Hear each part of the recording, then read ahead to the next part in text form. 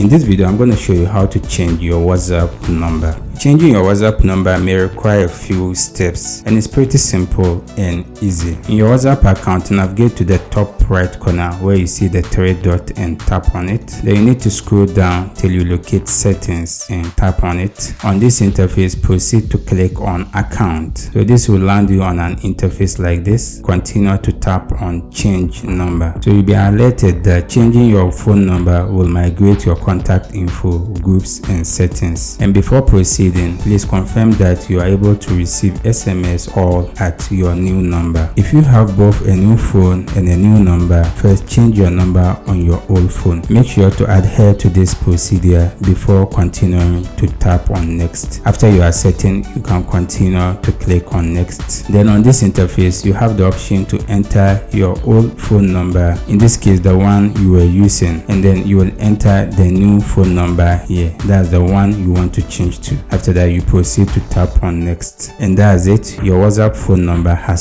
successfully been changed. If you have any question, you can leave it in the comment section. I'll do my best to attend to you. If you enjoyed this video, consider to check out our next video. See you in the next video.